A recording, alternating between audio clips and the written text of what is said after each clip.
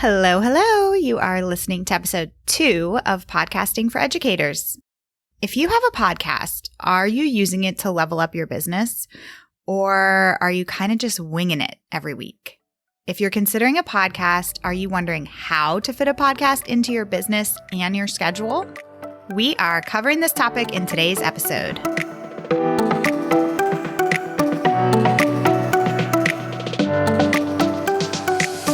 Welcome to Podcasting for Educators, the podcast that helps TpT authors and other online educators launch and grow their show. I'm Sarah, and I'm on a mission to help you get your podcast out and into the ears of those who need it most: busy teachers, counselors, literacy specialists, SLPs, parents, and everyone in between. Each week, we'll cover quick tips, strategies, and podcast industry updates so that you can be on top of your podcasting game and gain some new customers along the way. Are you ready? Let's get to it.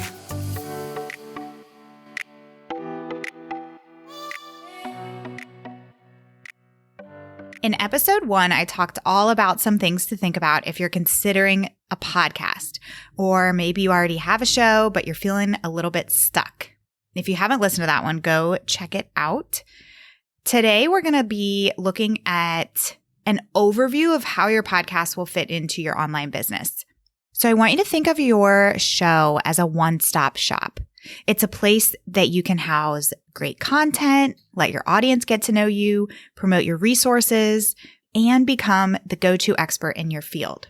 So I am going to mention the elephant in the room, which is selling on your show. I'm specifically talking to all of you TpT authors out there.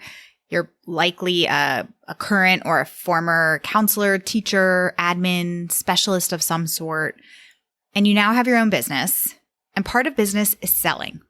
I think that money and selling can be super uncomfortable for a lot of people who have a background in education. I totally get it because I am absolutely in that category. I'm not a therapist, but I'd say that lots of us have money mindset issues that stem from doing a lot of work for not so much money. So I totally get if it makes you feel uncomfortable to think of your podcast as a marketing tactic, but that's what it is, just like your Instagram or your Facebook group. Your podcast is also going to help a lot of people. I know that at your core, that's what you care about the most: impacting educators, helping them in any way that you can. And I'm here to tell you that you can do both. You can impact people and bring in new customers, and be proud of doing both. One of the things I mentioned in episode 1 is that if you have a business and you have a podcast, you should absolutely be using your podcast as a way to drive new customers to your resources, whether it's your TpT store resources, a digital course, or membership. Using your podcast as a marketing tool for your business does not have to be sleazy or salesy or feel like yucky to you. So in order to really leverage your podcast for your business, we need to think about how you can sell on your podcast and do it in a way that feels good to you. Let's look at some of the ways that you can leverage your podcast to boost your business. Number 1, you have an advantage that lots of podcast hosts don't have, and that is that you have a library full of resources in your TpT store and in your membership or your online course, depending on your situation. You should use those resources to plan your podcast content. If the style of your podcast episodes are going to be to educate your audience, then use most of your episode to give tips and strategies that complement a resource that you have. And to really get the most out of this, you want to mention your resource at the beginning and the end of your episode.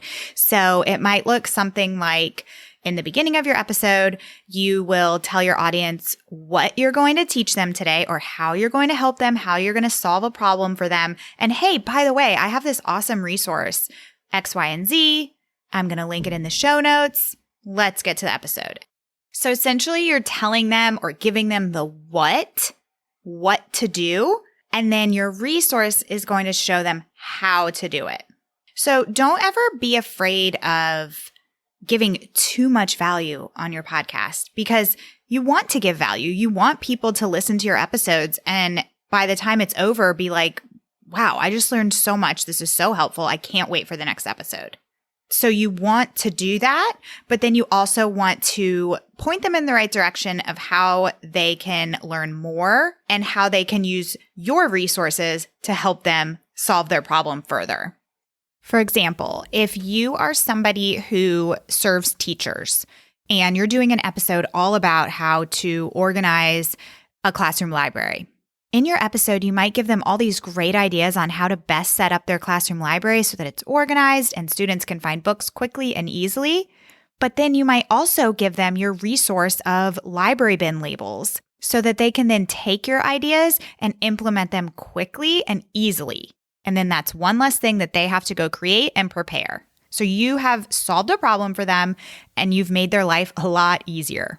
And I say to mention your resources, whatever resource you are focusing on for this episode, you want to mention it at the beginning and the end. And the reasoning for that is because sometimes people fall off before the very end of your episode. So you don't want to wait until the last 10 seconds and say, oh, hey, by the way, I have a great resource for you that's going to help you with this. You can find it in the show notes, because they might already be done with their car ride and they've already turned your podcast episode off. So you want to include it at the beginning and the end.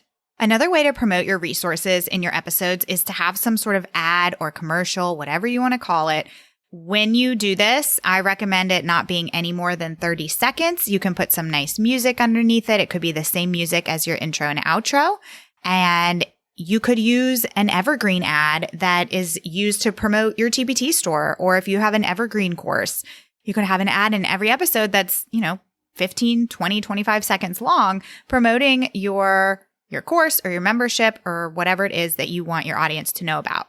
If you have some sort of membership or online course that is not evergreen and you do launches maybe once or twice a year, I absolutely recommend you including some sort of ad in your episodes about a month prior to doors opening so that people can start to get on your wait list.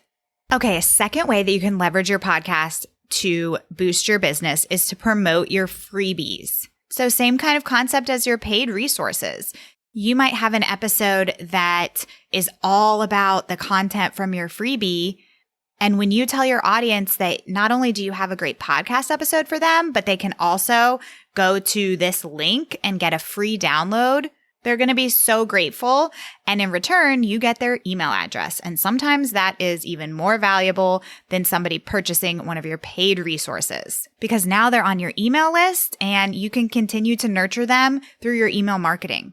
If you are interested in tracking to see how many people learn about your freebies from your podcast, you can absolutely track this. And there's a couple different ways that you can do that. You can duplicate a landing page that you have for any kind of freebie that you're offering and use that link in your show notes, or you could create a link through something like Pretty Links and track it that way.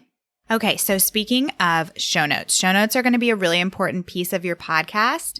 So for each of your episodes, you'll want to have show notes. And if you're not familiar with show notes, this is basically a place that your listeners can go to on your website, and it will give them a recap of the episode. So most show notes are recap style show notes where there'll be, 1 to 2 paragraphs summary of the episode and then main talking points and then any kind of resource links that were mentioned in the episode. And essentially this becomes a blog post on your website. So when you start a podcast, you'll create basically a separate blog page for your podcast, and then each episode will be its own blog post. And a great thing to add to your show notes is not only things that you mention in the episode, but also any kind of related resources, related blog posts, or related episodes. Using show notes on your website is going to be an awesome way to boost SEO and make you even more searchable online. Okay, so we've talked about using your podcast to promote your paid resources, your freebies, and creating show notes on your website.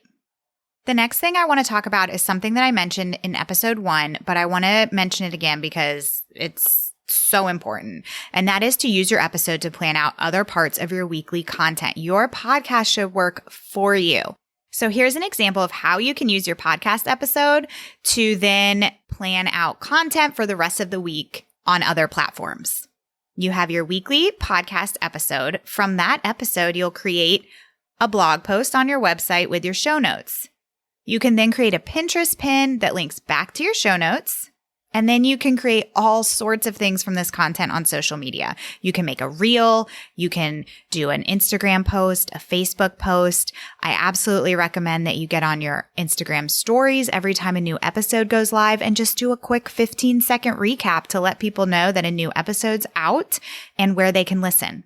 And then if you have a weekly newsletter that you send out to your email list, take your content from your podcast episode and repurpose it into your newsletter. And then the fifth way that you can leverage your podcast to help with your business is to use it as a place to show up for your audience. Let your personality shine through.